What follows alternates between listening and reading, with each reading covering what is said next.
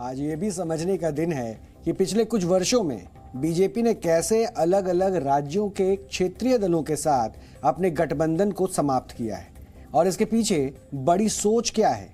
सबसे पहले आप इस पूरी सूची पर नजर डालिए जो हम आपको भी दिखाने वाले हैं, क्योंकि ये रिश्तों की वो पूरी लेखा जोखे को हम पेश कर रहे हैं जिसमें आप ये समझेंगे कि बीजेपी ने किस तरह से अपनी दोस्ती कब कब तोड़ी है।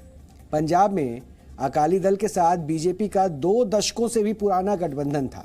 पहली बार वर्ष 1997 के पंजाब विधानसभा चुनाव में बीजेपी और अकाली दल के बीच गठबंधन हुआ था जो वर्ष 2020 तक चला। 2020 में किसान आंदोलन के मुद्दे पर दोनों पार्टियां अलग हो गई थी।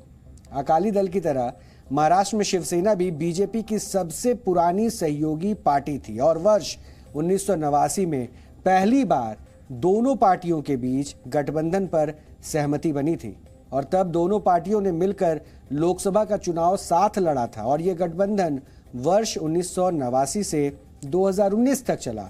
लेकिन महाराष्ट्र के पिछले विधानसभा चुनाव के बाद मुख्यमंत्री पद को लेकर दोनों पार्टियां अलग हो गई।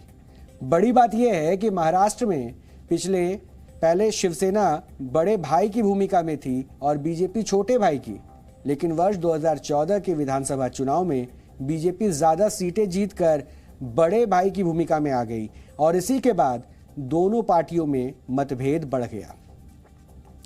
जम्मू कश्मीर में बीजेपी ने महबूबा मुफ्ती की पार्टी पीडीपी के साथ गठबंधन किया। 2018 में आतंकवाद के मुद्दे पर बीजेपी ने पीडीपी के साथ गठबंधन तोड़ दिया था। ओडिशा में नवीन पटनायक की पार्टी बीजू जनता दल यानी कि बीजेडी और बीजेपी का गठबंधन था। वर्ष 2000 में दोनों पार्टियों ने मिलकर राज्य में संयुक्त सरकार का गठन किया था। हालांकि यह गठबंधन वर्ष 2008 में टूट गया था, लेकिन मौजूदा परिस्थितियों में नवीन पटनायक अलग अलग मुद्दों पर बीजेपी के समर्थन में अपना मत जाहिर कर चुके हैं और हाल ही में उन्होंने राष्ट्रपति चुनाव में द्रौपदी मुर्मू का समर्थन किया था। इसके अलावा हरियाणा में एक जमाने में बीजेपी का इंडियन नेशनल लोकदल के साथ गठबंधन था जो बाद में टूट गया था और अब बिहार में बीजेपी का जेडीयू के साथ एक बार फिर से यह गठबंधन टूट गया है। इसलिए बड़ा सवाल यह है कि क्षेत्रीय दलों का बीजेपी से अलग होना उसके लिए चिंता की बात है या इसके पीछे बीजेपी की कोई बड़ी योजना है। तो इसका जवाब यह है कि इसके पीछे बीजेपी की एक बड़ी सोच है जिसे आप कुछ पॉइंट्स से भी समझ सकते हैं। आज से 2 दशक पहले तक देश में बीजेपी को अपर कास्ट वोटर्स की पार्टी माना जाता था, यानी बीजेपी की छवि ऐसी थी कि सबको यही लगता था कि उसे सिर्फ ऊंची जातियों का ही समर्थन हासिल है और इस वजह से अलग अलग राज्यों में दलितों, पिछड़ों और आदिवासियों का वोट लेने के लिए बीजेपी को क्षेत्रीय दलों के साथ गठबंधन करना पड़ता था। लेकिन वर्ष 2014 में जब नरेंद्र मोदी प्रधानमंत्री बने तब बीजेपी अपनी इस पुरानी छवि से बाहर निकलने में कामयाब हुई।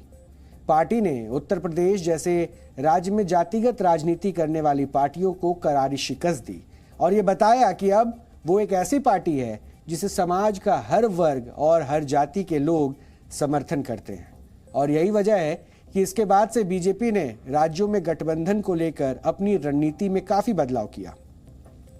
दूसरी बात, प्रधानमंत्री मोदी के नेतृत्व में बीजेपी एक ऐसी पार्टी बन गई जिसे हराने के लिए पूरा विपक्ष साथ खड़ा हो जाता है।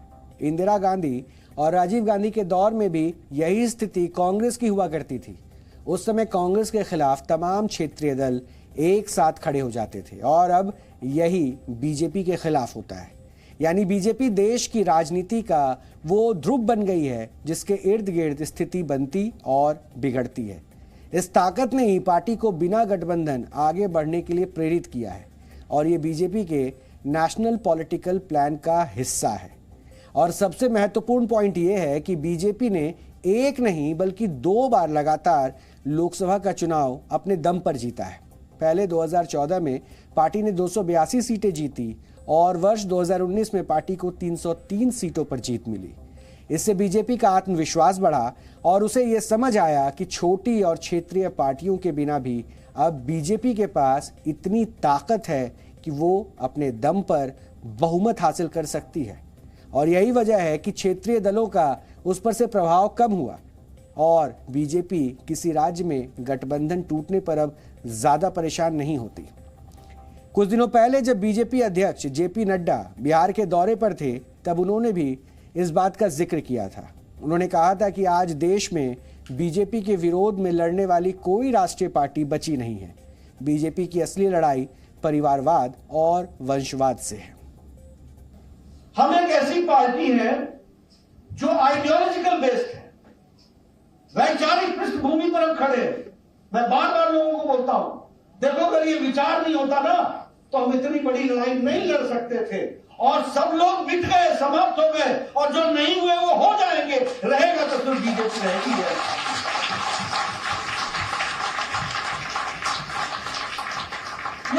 ये पागलपन है, ये विचार के लिए मनमस्ती है जिसके कारण हम लगे, और लाखों लोग लगे। कुछ नहीं मिलता है, कुछ नहीं मिलेगा, तब भी लगे हुए। तो हम विचार से जुड़े हुए पार्टी, और हम कैडर बेस्ड पार्टी, और कैडर बनता है कार्यालय में। उसका बहुत बड़ा उपकरण कार्यालय होता है, 2 दिन में नहीं पैदा हो जाता। मुझसे कई बार लोग बोलते हैं कांग्रेस पार्टी फलानी पार्टी, मैं कहीं कोशिश कर ले जितना करना, हमारी 40 साल की तपस्या करेंगे तब बराबर खड़े होंगे। हम राजनीति को समझें। आज भारतीय जनता पार्टी के विरोध में लड़ने वाला कोई राष्ट्रीय पार्टी ही नहीं रह गई, कोई राष्ट्रीय स्तर की पार्टी नहीं रह गई, कोई विचार की पार्टी नहीं।